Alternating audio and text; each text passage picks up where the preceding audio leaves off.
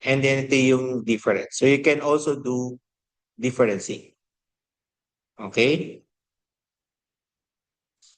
So how do we do that? So remember, we now have two NDVIs. So we just have to calculate. Okay, we have just to calculate again, raster calculator. So ang ika-calculate natin would be the difference. So that means difference means after minus before. So this is after minus before. Then again, let's apply. So let's say NDVI 2016. So 2020 0701 minus. So lagyan natin ng D NDVI. Okay? Then apply. So ito na ngayon yung difference. Okay? So ako, pag nagdi-difference, I do this like this. I do color ramp na, saan ba yung color ramp?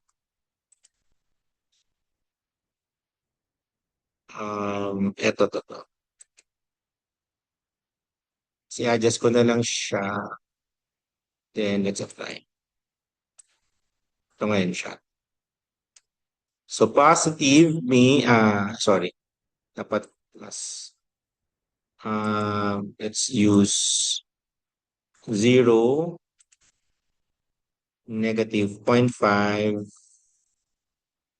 and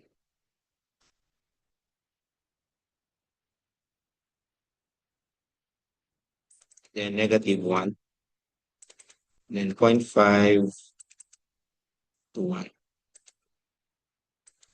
Let's apply. Ayan siya. So, red means minus, meaning nag-decrease yung vegetation niya from 2016 to 2020. Does that make sense?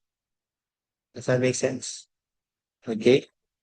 Now, another thing that we can actually do is this. So again, let's go to symbology, and then we can actually do histogram. Histogram means yung every pixel within this area, kukunin niya, and then kukunin niya ng frequency. Okay, so compute histogram. So karamihan ng emission to ay 0, pero meron siyang positive. Bakit?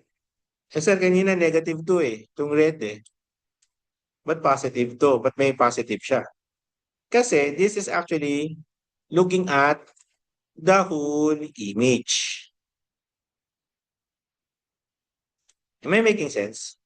So for this whole image, mas marami yung nag-increasing vegetation than nag-decrease. If you're going to look at this again, yung buong image niya, this is 2016, this is 2020. Okay? Ito ngayon yung difference nito. Am I making sense? Of course, ang ating area is this only. Eh sir, pag gano'n, anong gagawin naman natin? Diba? So, pwede natin tong i-cut. So, pag na-cut natin to, ang tawag doon ay i-mask natin. So, pag na-mask na natin siya by doing a shapefile, itong area lang na to, yung ating makukuha na ng information. Yun yung gagawin nyo next week. Questions po?